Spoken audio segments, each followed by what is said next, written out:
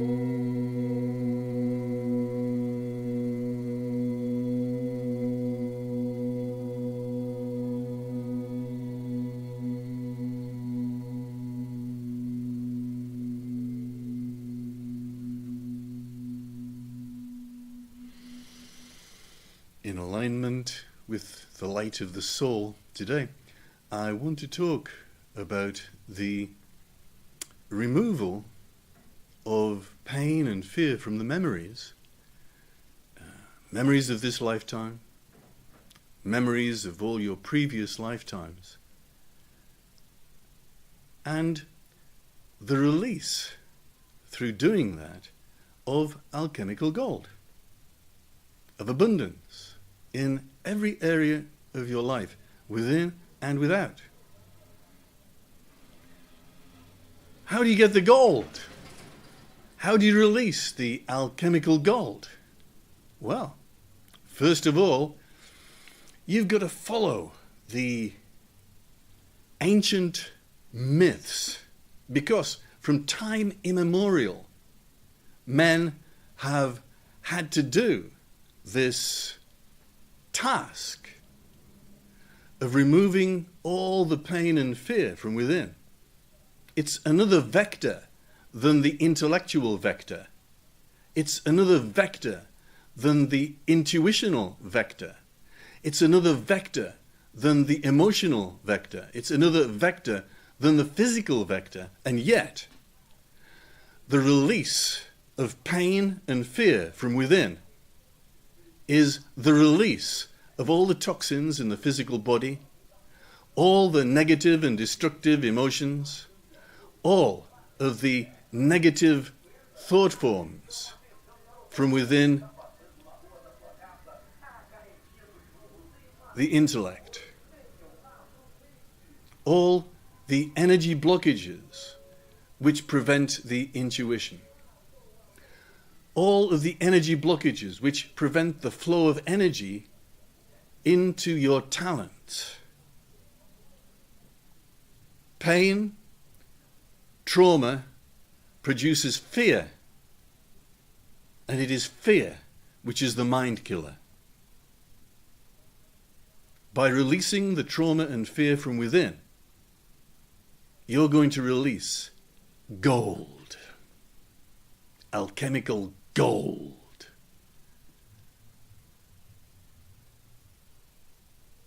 How can you do that? I was mentioning from time immemorial that mankind has known about this possibility, this necessity, in order to become a complete human being. I think it was William Blake that was talking about, in one of his poems, the mind-forged manacles of fear. The mind-formed manacles of fear. And what he says is, you are locked into a dark place. You are locked into a prison with manacles around your wrists. The mind-forged manacles of fear. And when I looked at humanity at the age of 5 or 6, I saw that the major problem of all humanity was that of trauma, pain, and fear. And it became one of the aims of my very young life to do something to release the talent, the abundance, the gold from within. You need to get out of prison. You are locked in a soul prison, and you can't get out. You're so afraid of wearing the wrong clothes. You're so afraid of saying the wrong thing that you are trapped in a cube, a prison of political correctness, which will not allow you to speak the truth, because you're so afraid of the truth. You're so afraid of anybody telling you the truth, and you're so afraid of the consequences of telling the truth. And I've been listening to the talks of Jordan Peterson on Joe Rogan, and I thought to myself, wow, there is a guy, there is a hero who stands up and he tells the truth. And as a clinical psychologist, this guy has studied 40 years of psychology, 40 years of Jung, 40 years of myth, and from within, by using the techniques that he knows about, he has forged a courage and the ability to do the right thing, which is a very dangerous thing in this world. For anybody to tell the truth is to become a target.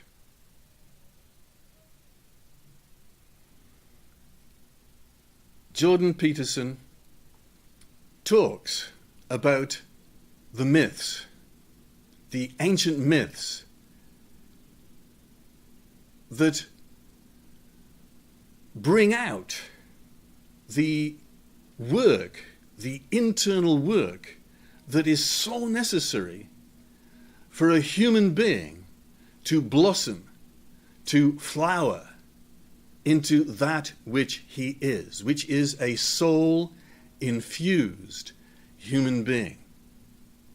A person who does not act from the physical, a person who is not controlled by negative and destructive emotions, a person that is not fooled by imaginary worlds of the intellect, a person who reaches outside of the box and into the first chakra above the head, called the soul where exists all your previous lifetimes, all the memories of your past lifetimes, the soul which is striving for control of its robot on this planet.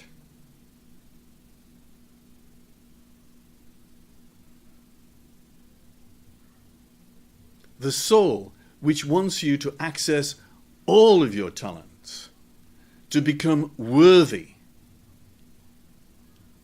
of the energies of God.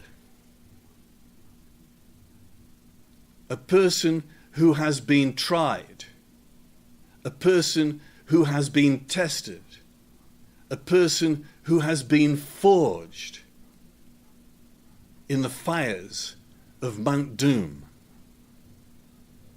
a person who is a made man, a self-made man.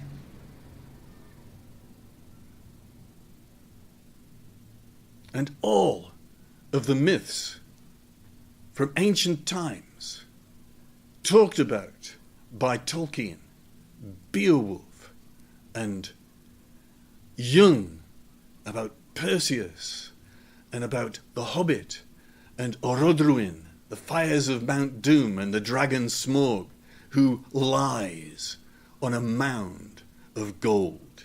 And before you can get that gold, you got to kill the dragon of fear. The mind-forged manacles of fear is not just killing the dragon, which is not a nice thing to do. Killing, it's against the law. Murder is against the law.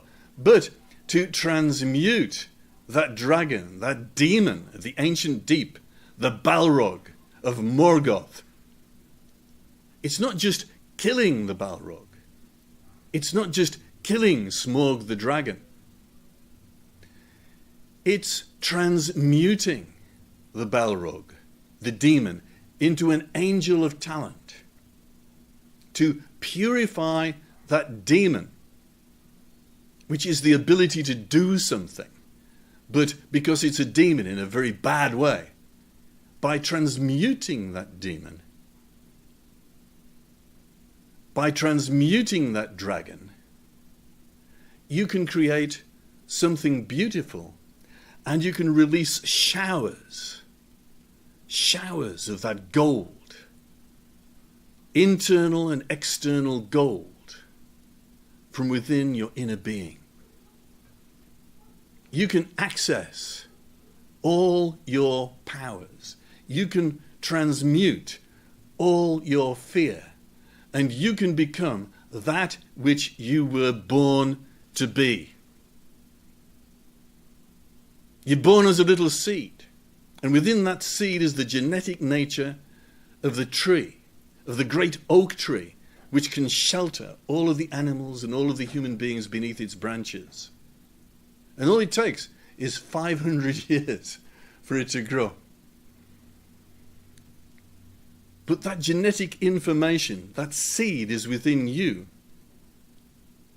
And all of the explosions of anger, and when that seed is compressed by a concrete block, and it cannot reach the sun, and it cannot reach the water, and that little seed becomes so violent that it tries to drill through the concrete block to get to the sunlight. And when it can't drill through the concrete, it explodes into revolution and the guillotine. Far better to transmute that concrete block, to learn the techniques of removing the trauma, the pain, and the fear within. And we talk about the ancient myths as having a meaning. Not a scientific meaning, but a meaning of that which you need to do in order to attain to your potential, to speed up your evolution so that you can attain that which you were born to be. That's incredible. And yet, these ancient myths, once you interpret them, they teach you that which you need to do in order to attain to your soul, to attain to the intuition whereby you know that which you need to do.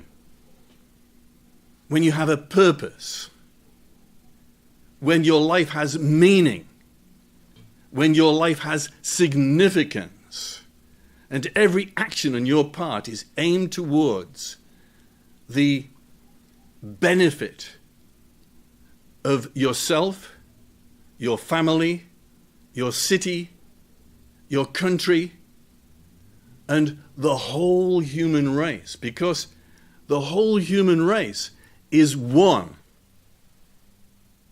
We're all different. We're all individuals. I'm not. We are all individuals. That's Monty Python, by the way. We are all individuals, says Brian. And there's a guy at the back jumping up and down going, I'm not. And all the rest of the crowd is going, we are all individuals.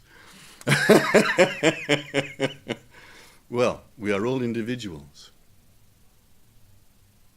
We all have the potential of being individuals. And it is only the fear and the pain which damp down the individualism into a political correctness which is dead as a concrete block. Another brick in the wall, said Pink Floyd, and they were absolutely right. So these myths are essential to understand what you need to do to attain to your potential. Not to lie in a darkened room watching television all day long and feeling that there is no purpose to your life. Purpose, meaning, significance comes when you attain to that internal and external spiritual energy, which is your birthright. If you haven't got it, you need to get it. And this is how. Understand the myths first.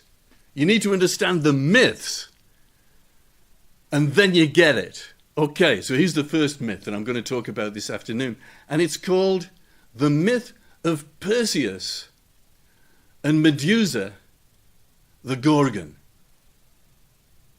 And the thing about Medusa was that she had this head, and it was covered all over with snakes. And when anybody looked at her face, they were frozen with terror, like a rabbit before the headlights, ready to be knocked down. People talk about the action of fear is fight or flight. No, the action of fear is to freeze you dead.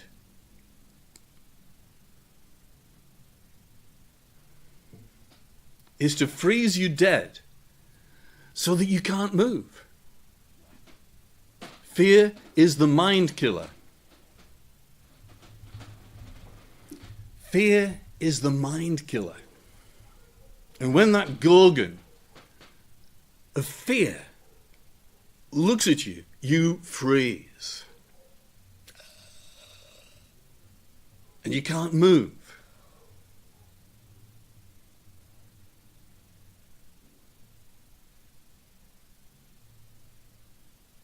What are the snakes? The snakes are the little dragons.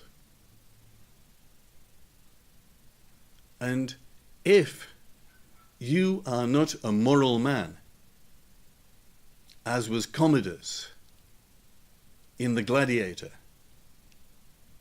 the movie, which won all of those awards by Ridley Scott, and the father, Augustus, of Commodus, the young prince who would become emperor, he said, Commodus must not become emperor. Why? Because he is not a moral man. Now, Commodus had a brain the size of a planet. And yet, within him were dragons. Within him were snakes. And every person who has not attained to morality,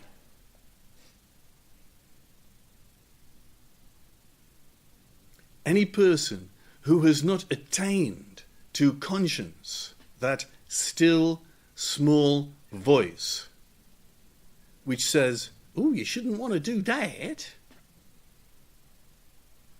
Anybody that has got a blocked heart, you know, Jesus Christ was I think he was one of the first people, perhaps the first person on this planet, 2,000 years ago, who said, you need to have a heart. You need to have the heart of Christ. You need to have a heart which wants to benefit everybody about you. Because cooperation leads to benefit for the whole of humanity. And this has been encapsulated in a mathematical proof by John Nash. Again, this is Russell Crowe in the movies. He did this movie called A Beautiful Mind about John Nash, the mathematician, who proved that cooperation was beneficial in every part of life. Not like Adam Smith from The Wealth of Nations, who said private vices lead to public benefit, which is a satanic statement. It's by a person who doesn't have a heart. And if you don't have a heart, you might think, I've got this big problem with all these Jews, said Hitler. And he woke up one morning and said, I've got the solution! And the solution was to burn and kill all the Jews. And anyone who had a heart, nice song, anyone who had a heart would take me in his arms and love me too. So rather than putting his arms around all the Jews and all the people in the world and loving them, he had this fantastic idea that it would be really good to kill and burn all the Jews. And this is what happens when, like Commodus, the evil emperor, you are not a moral person. And my explanation for why people are not moral, why people want to do horrible things to other people, it's because they don't have a heart. Because their heart has been broken so many times. Because their heart has become blocked. Because their heart has become frozen with the fear of Medusa. And not only that, they don't have a conscience. They don't have a connection with the energies of God. And that energy, higher than the intellect, which descends like the dove from the soul, it's that conscience, that higher heart, which descends from above into the crown chakra of one who is king, which says, you didn't ought to do that. You didn't ought to do that, Mr. Hitler. It wasn't a good thing to do. What are you doing? You're a moral idiot. And when anybody talks about a psychopath, they say a psychopath is a moral idiot. That's the definition of a psychopath. A person who does not know right from wrong.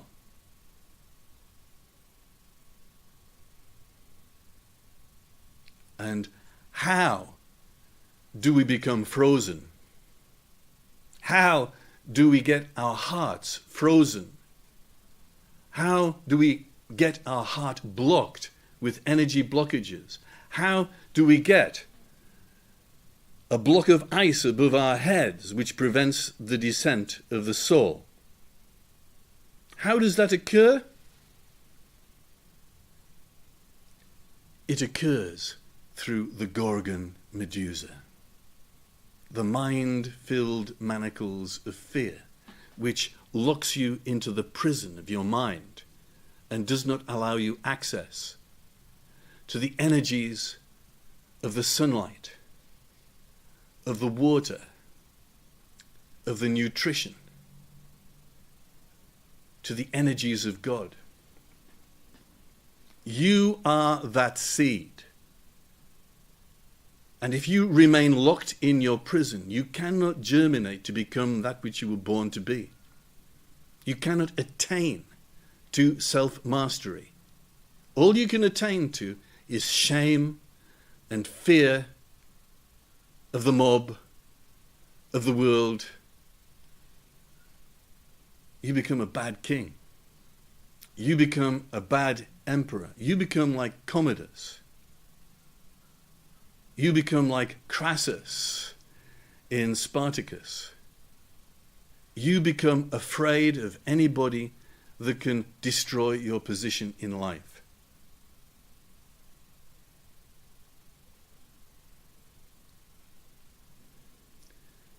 You are not all one, you are alone. You are locked off from humanity in a prison called fear. And this is the Medusa. And if you have a big intellect, if you are not a moral man, you have 50 snakes around your head. And if you are a person of meager intellect, you have 1 or 2. The only difference is in the amount of damage that you can do.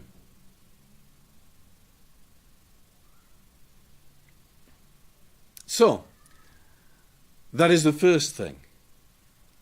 Trauma and pain create fear.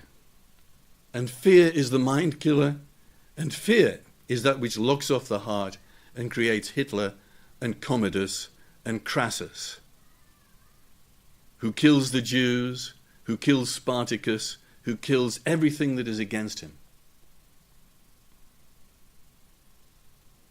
And what is the second myth of Perseus? It's when Perseus slays the dragon to release Andromeda, the princess. And what this myth is telling you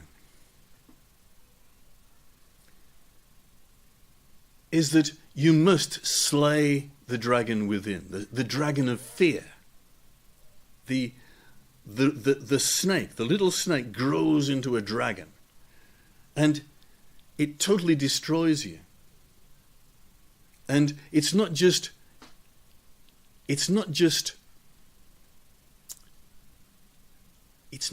the pain and the trauma which produces the fear. It's the pain and the trauma and the shame of having done the wrong thing, the fear of doing the wrong thing, which creates the PTSD,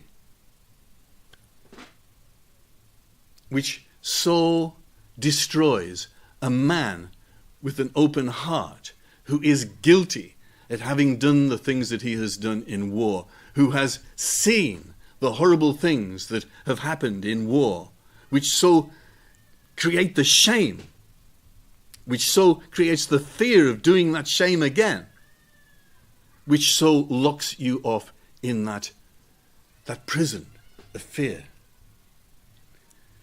But once that dragon has been killed, which is one of the ways of doing it, but once that dragon has been transmuted, which is the yogic meditational way of doing it, then what is released is Andromeda.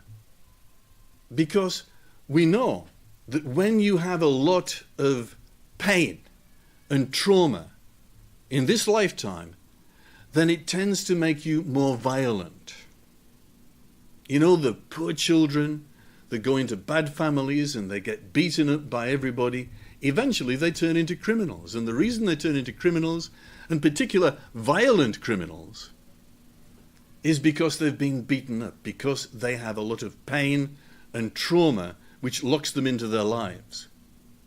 And the myth of Andromeda and the dragon and Perseus is telling you that when you dissolve the pain and the trauma associated with your old memories, what is released is the feminine.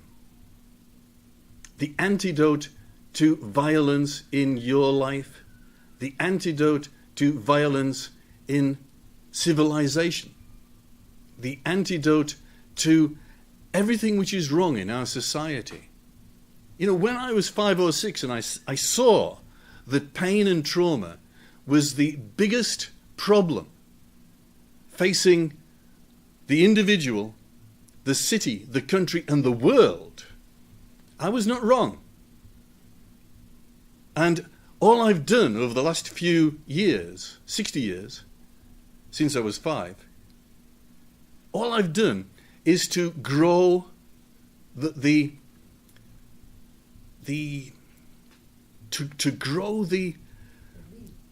evidence that proves that pain and fear are at the basis of all the problems of humanity. And if we can dissolve that pain and fear, which is what the myths say we need to do, then we have escaped from a prison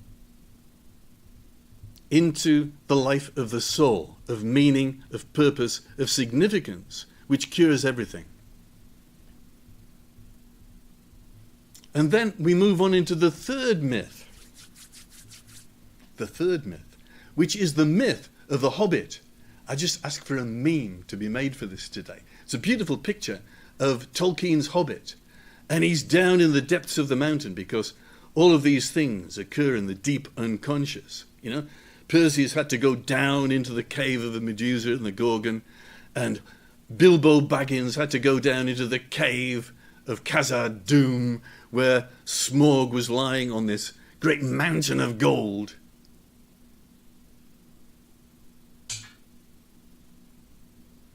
Because in order to attain to the gold which is possible in your life, in order to attain to your inner talents and meaning and significance, in order to access the richness which can come into your life, you need to have a method of removing the dragon of fear from within, from the deep unconscious, to allow a renewal, a recapitulation of your life, which will evolve you past, far past the levels you've ever dreamed possible. To release the gold, to release the physical abundance of gold, you need to have a technique which can remove that fear. The fear of taking a step forwards in your life. The fear of reaching out to get hold of the gold. Hold on to the gold. Reach for the gold. Strive for the gold. Nintendo surgimus. We rise by striving. We need to do something if we are to remove that pain and fear in our lives. To release the gold.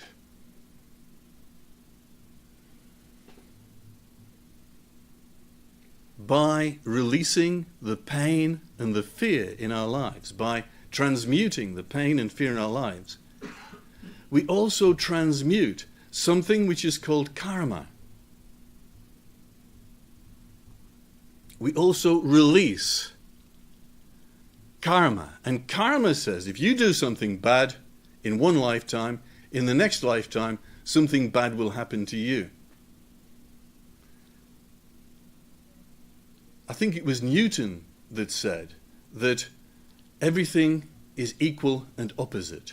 If you do something, you will get something equal and opposite coming towards it to cancel it out. It's called the law of karma. You do something bad, what goes around comes around, not necessarily in this lifetime, but it's going to happen to you eventually. And the more evolved you are, the more you know that when you do something, the more evolved, the quicker it comes back to you. The more evil you are, the slower it comes back to you. But karma is an immutable spiritual law which cannot be undone. By releasing the pain and the trauma from all the memories in this lifetime, you remove the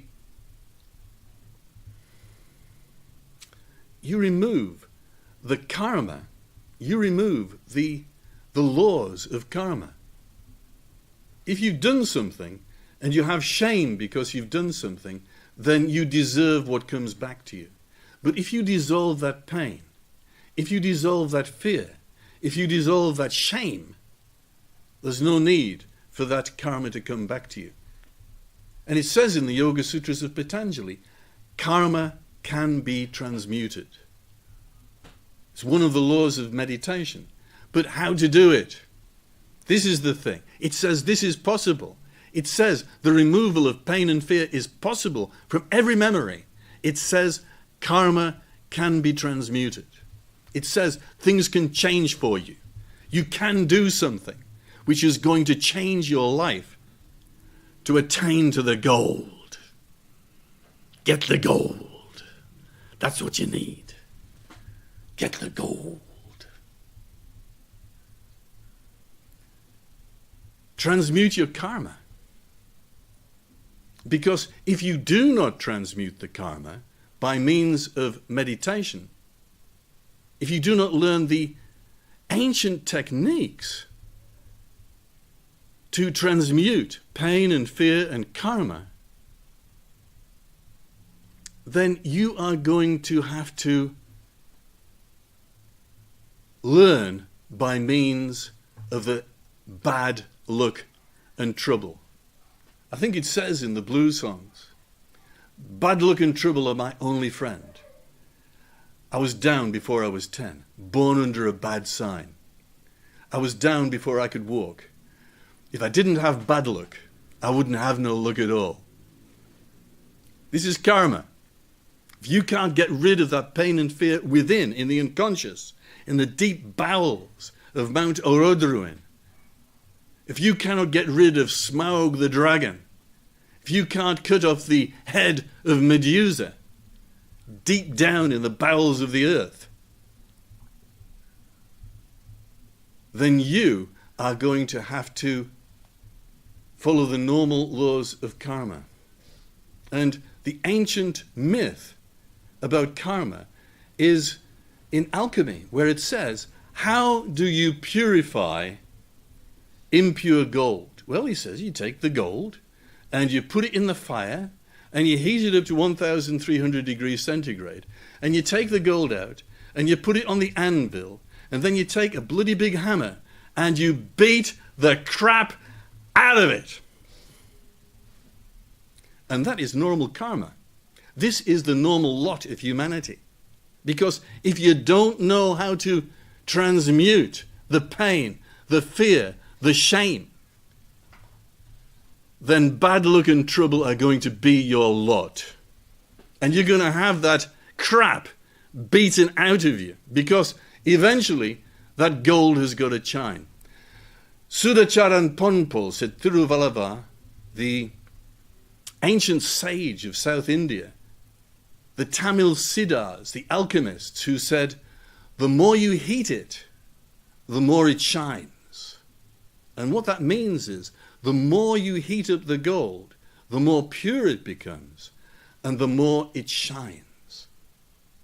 And what he's talking about is the aura, the radiance of one who has transmuted his negativity, who has been down into the depths of the soul, and who has transmuted the dragon of fear. All sorts of techniques to do this, but the higher techniques are the fastest. The higher techniques are the fastest.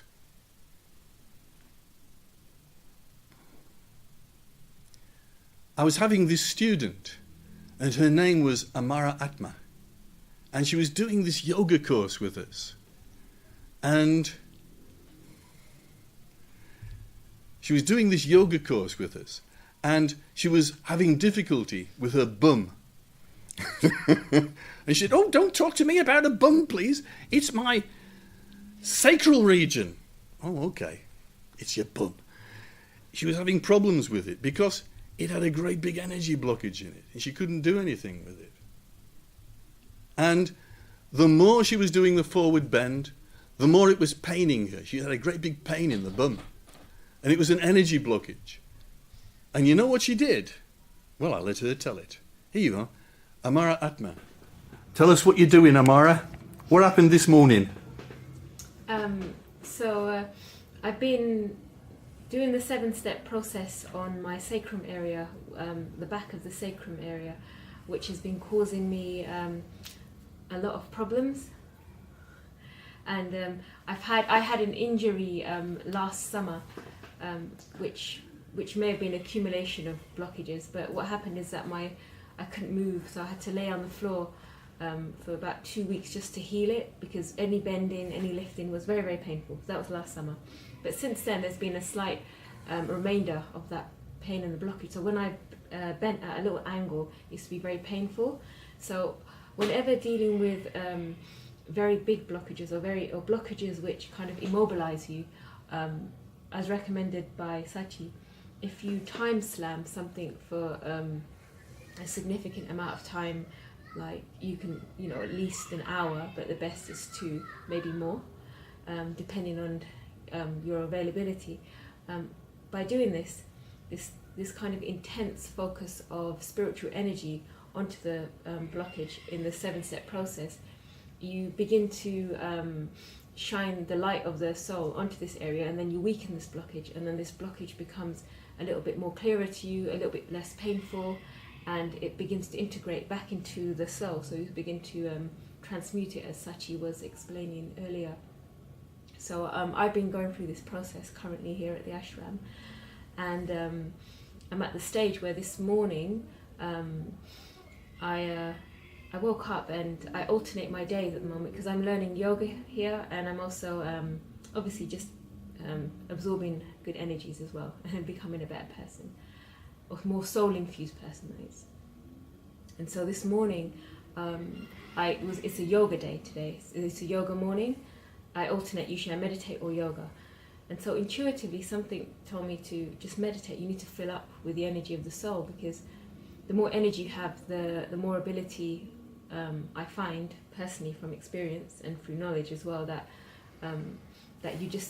you see things better, and everything just works better when you're grounding and you're focusing and just your everyday life. So I meditated for a short while, and then once I started to feel and consciously connect with the energy, with the soul, and align myself with the energies of the infinite above and the center of the earth, this inspired me, because that's what happens when you're aligned with your soul. You become inspired by the intuition to then do what's next, because I didn't plan any of this. So I just went in to do pranayama, and then when I did pranayama, I couldn't do pranayama, so I realized, okay, I think I need to do a bit of the yoga postures. So I just went to do one of the yoga postures which challenged me the most, which is the double leg posture, which is Paschimottanasana, and the Janusya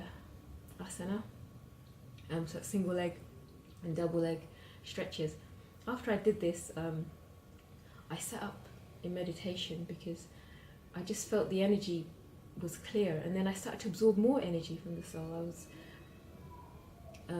finding that it was easy to sit still, and it was easy to feel the energy coming through. And then from this I felt guided to then do some pranayama, and as I did the pranayama, my 2 nostrils were open. Usually my nostrils, one or the other, is closed and usually running, just blocked. And so both of my nostrils were clear, which generally when you're in the yogic terms, it's a sattvic kind of state, because your left and your right are quite balanced. And I did this quite clearly, and then after that I just felt more inspired to sit still again, to sit in the state of samadhi, where the energy is flowing through. And the stillness was so profound and so beautiful, and I felt I could go quite high, in the sense of the more clarity. And I just felt this wisdom, or this word, or this feeling, or this knowing come through, that God is everything. And it was a very peaceful thing, knowing that this energy of expansiveness is also translating itself through every single human being, and it's trying to penetrate all the details of the universe and the details of a human experience. And we're striving, and we're trying to actively to seek and find God in everything that we do.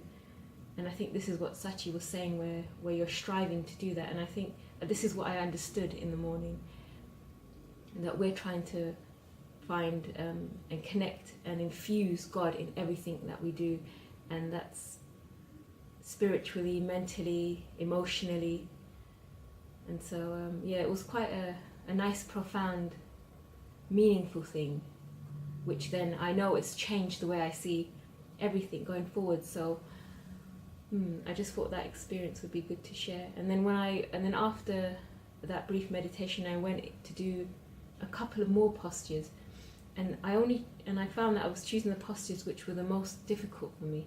Most difficult because I had that problem in the sacrum, and just generally because it's probably blockages in that area. So I went on to do the camel pose, and usually the camel pose I can't stay in there very long because of the pressure and stuff. But this time I was able to go very quietly and there's nothing in my mind as well, very stilly into that pose 3 times, and I found that I could go deeper, and I could even push myself a little bit more. And when I came out of it again, I felt in a state of meditative state of quietness, of samadhi, and I was able to sit there for a while. So yes, I think the combination of 7-stepping,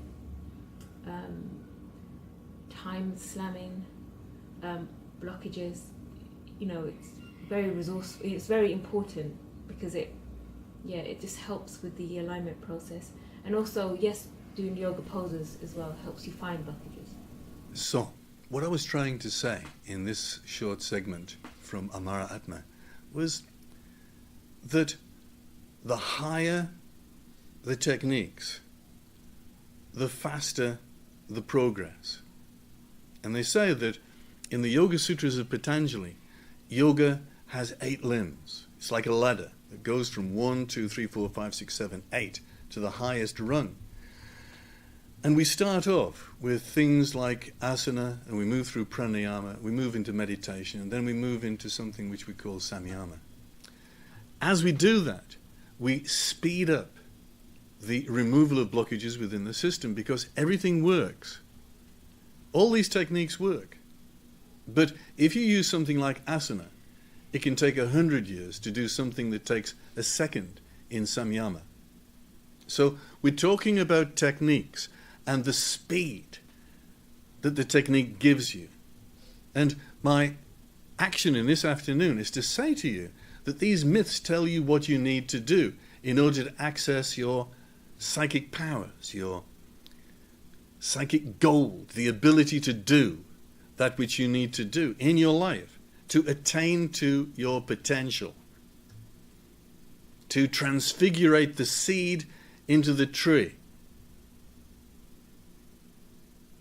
to become that which you were born to be.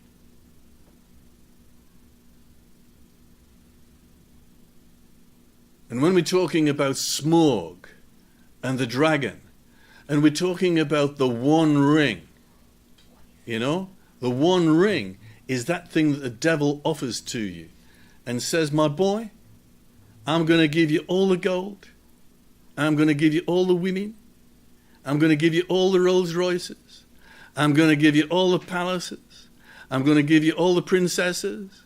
All you got to do is to take the ring. There you go. Just take it. Take the ring.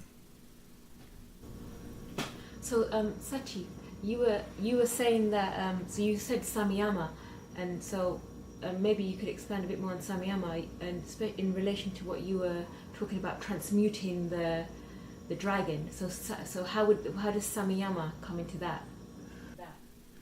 Okay, I'm going to get into that because what am I here for today except to explain the techniques to people? The first formula of alchemy, because what we've been talking about with the Medusa, with Andromeda, and with the dragon Smog and the gold, is alchemy. Alchemy is the methodology of transmuting base metal into gold, of transmuting energy blockages, pain, trauma, and fear into gold. And for thousands of years, kings have been searching for the means of transmuting base metal into gold. For thousands of years. And yet, the first formula of alchemy is called vitriol. Vitriol is a bottom-up solution to the problem of pain and fear. Samyama and the 7-step process is a top-down solution to the problem of fear. And both of them work. And all of them work quickly. But what works more quickly is samyama. But first, let me go into a little bit about alchemical vitriol. Vitriol is a Latin acronym which gives you some idea of the age of the first formula of alchemy for transmuting pain and fear into spiritual gold, into releasing your potential. And the acronym goes Visita, that's the V of vitriol. Interiore, that's the I of vitriol. Terrae, that is the T of vitriol. Rectificando, that's the transmutation, to rectify, is the R of vitriol. Occultem lapidem, O and L of vitriol. The occultum lapidem is the hidden stone, or the philosopher's stone. It is in fact the secret of the philosopher's stone.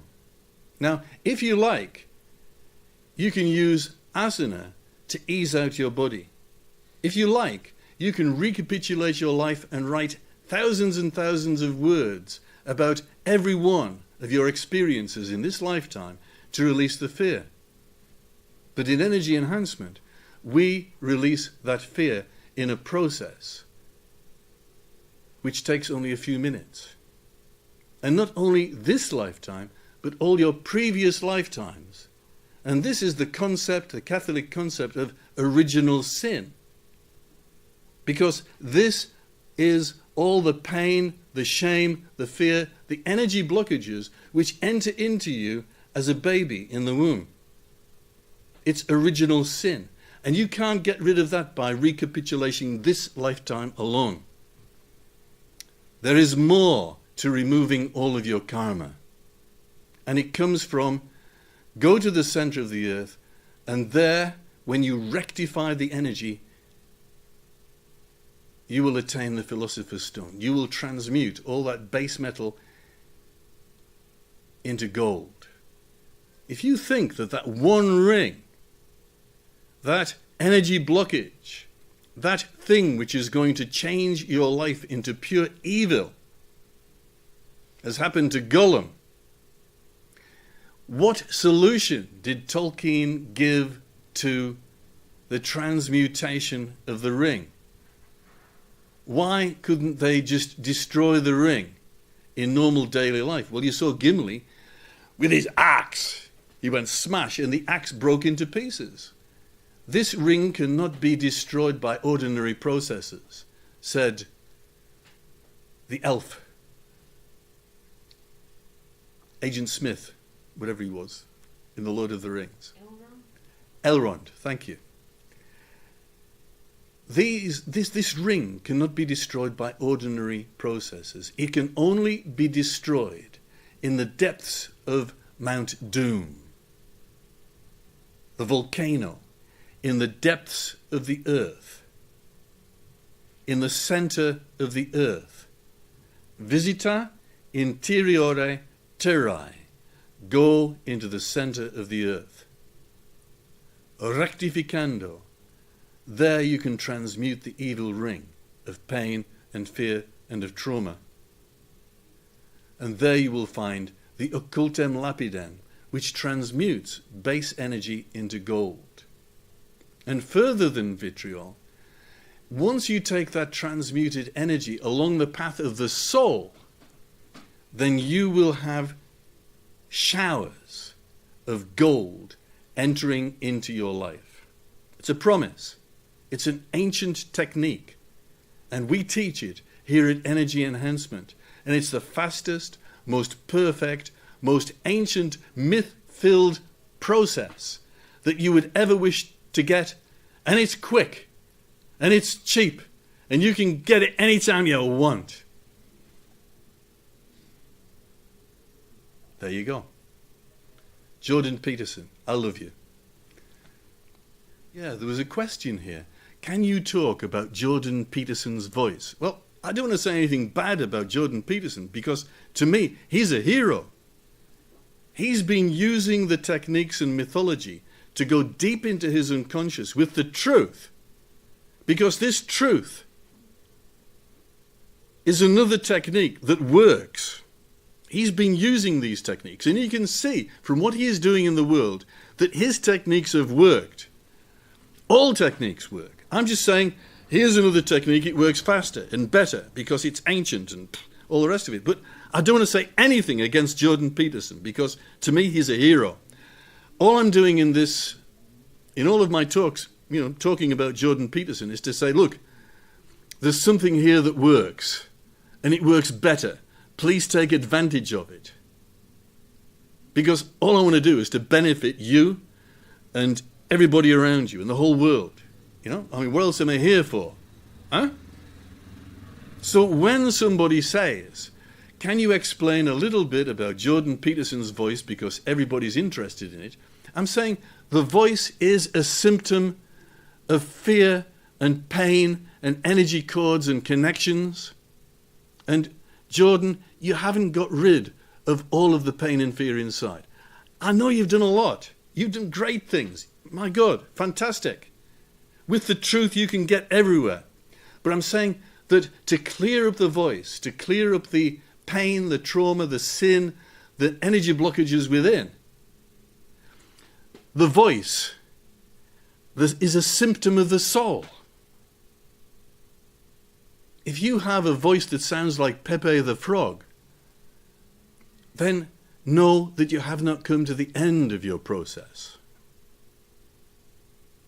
Simply that. All the chakras go in pairs. The heart chakra powers, the base chakra powers all the three head chakras. And if one of those chakras is out of alignment, then you don't get a proper connection between the two. The belly powers the throat. The abdomen is the place where all of the connections to your family go. And if you haven't cleaned out all of those connections to the family, the throat gets that throaty, sultry, Pepe the Frog feel to it. And then the other one is the heart is affected by the solar plexus. The solar plexus powers the heart. So if you've got any connections in there, then you won't have an open heart. The heart will not be powered and become the heart of Christ that wants to benefit the whole world. It wants to benefit all of its friends. It wants to benefit all of the people around it. It wants to benefit the family. It wants to benefit the city. It wants to benefit everything there. So as I was saying, the solar plexus powers the heart. And if there's any blockage there, either within the solar plexus or the heart is frozen. Nothing can happen. And it's frozen by the pain and the fear of the blockages in the solar plexus. And the throat is broken. It sounds horrible, by means of the pain, the fear, the trauma, the connections to bad people that go into the lower abdomen. And the base chakra, that's where Smog lives. And the base chakra is connected down into the center of the earth. There's an angel in the center of the earth, and there's a lot of power down there. This is what all the ancient myths are saying. And there can be many blockages between the base chakra and the center of the earth. And the blockages down there are what we call slave blockages. Slave blockages create the slave. They are the manacles around the legs and ankles. They prevent you keeping that step forward in life. They reduce your energy so that you can't do anything. All you can do is lie on the couch like a potato. All you can do is lie on the couch and watch TV and go and drool into your beer. Yeah, do that, baby. But if you want to take the manacles off your legs, then you need to go and destroy that dragon. You need to transmute that dragon. That pain, that fear, that shame, that is a lot of every human being from all in this lifetime and all your previous lifetimes. And you need to have a good voice, Jordan. Yeah, please come and learn. I'd be very happy to teach you. So I'm continuing the lecture, the talk, the information that I was working on yesterday. This is a new day. And I remember that I was talking about the myth of the Hobbit and how Tolkien, a professor from Oxford University, whose work was the myths, the ancient myths, and he was talking in his story of the Hobbit about this little hobbit, Bilbo Baggins, going down into the centre of the earth, there to find the dragon Smaug. And when they were able to remove the dragon, when they were able to kill the dragon, what was released was the star of the Arkenstone and a torrent of gold, a mountain of gold, abundance, wealth, riches. Because this fear, this trauma, this pain which we keep inside are the mind-filled manacles of fear which keep us in our prison, which do not allow us to do that which we need to do in life. And I was talking yesterday about karma and how karma seems to test every human being. Karma, if I didn't have bad luck, I wouldn't have no luck at all. The ancient blues song from Eric Clapton. If I didn't have bad luck, I wouldn't have no luck at all. And it's the self-sabotage. It's the things that go against us all the time in life. And it seems like it can never stop. And Swami Satchidanand said the normal way of evolution, of normal humanity, is that of the anvil and the hammer. You are gold ore. And if you want to purify that gold, what you got to do is you've got to heat up that gold, you've got to put it on the anvil, and you've got to beat the crap out of it. And this is the lowest technique to overcome your karma.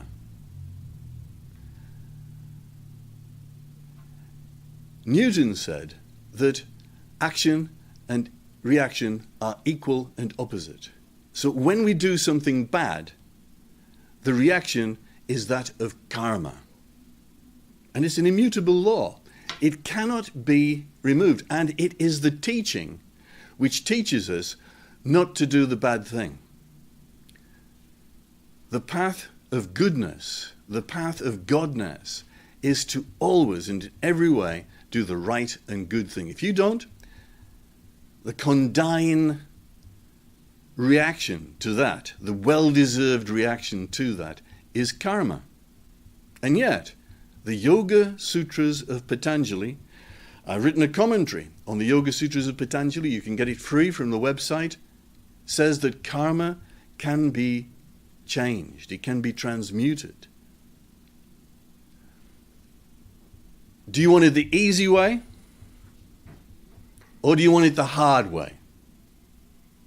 Because the lower technique always takes much longer than the higher technique. The lower technique is always harder and takes longer than the higher technique. And God has given us a plethora, a ladder of techniques which enable us to speed up the process and get through the karma much more quickly than just action and reaction being equal and opposite. What we got to do is we need to learn the higher techniques. And there's nothing new under the sun. These techniques are ancient, well known, easy to apply, and enable us to get through the pain, the trauma, and all the things that come from that pain and trauma. For example, self-sabotage comes from that trauma. Solved.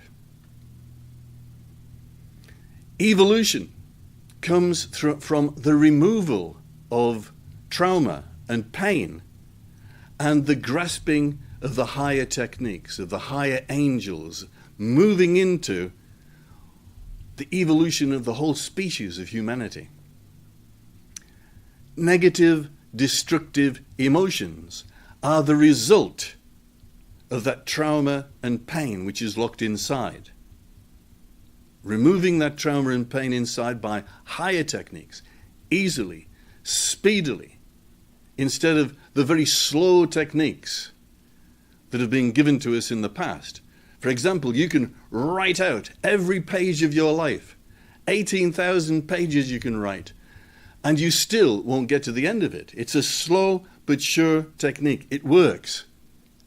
But the higher techniques, which we are teaching here at Energy Enhancement, they work quicker and they work more thoroughly. They get right to the bottom of all your pain and trauma. Depression, solved. Get rid of the trauma and pain. Bipolar disorder, move it out. Get rid of that trauma and pain. All that bipolar is gone and the creativity is yours. Violence comes from trauma and pain.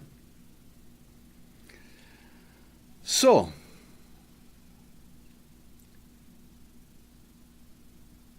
yesterday, Amara Atma was talking about getting into a state of samadhi. And then the lower techniques of asana, the lower techniques of hatha yoga immediately became more easy. Sam, Adi, with the light. We're here talking about the Arkenstone that was there in The Hobbit. The Arkenstone is the central spiritual sun. We access a light brighter than 10,000 suns, which shines down upon us into our crown chakra. And it's that crown chakra that makes us king, because it absorbs the energy of God. It gives us all the energy we ever need. And we absorb that energy every night, in sleep, in dream. Without that sleep, without that dream, we cannot, with the lower technique, absorb the energy of God. I always asked why Swami Satchidanand only needed to sleep 4 hours a night. Same with Zen Master Hogan. And the reason was that they were permanently in a state of meditation, of samadhi. They didn't need to sleep. They didn't need the lower technique because they had the higher technique of samadhi. And when that samadhi comes, you get into it in a state of meditation. When that light shines brighter than 10,000 suns down upon you, and you're constantly with that light. Sam is with, Adi is light. When you're with that light, then everything just moves more speedily and better in your life. And we were talking about the ancient technique of alchemical vitriol. And you know it's an ancient technique because it's an acronym in Latin, which says visita interiore terrae rectificando invenies occultum lapidem. I explained all that yesterday. It's important to know that this is a guided meditation, a technique of meditation which allows you to burn up, to dissolve, to transmute all the negative energy of pain and of trauma, and to release the spiritual gold which is inherent within you. It's a higher technique, and it is one that speeds up the process of karma 10 million times. You can get rid of all the karma from this lifetime in a very quick, speedy period. You don't have to go through it anymore, because the karma which is to come can be moved out. It says that in the Yoga Sutras of Patanjali. Patanjali knew about this 5,000 years ago. And we're just starting to use it now on this course of energy enhancement. Ancient techniques, starting to use them.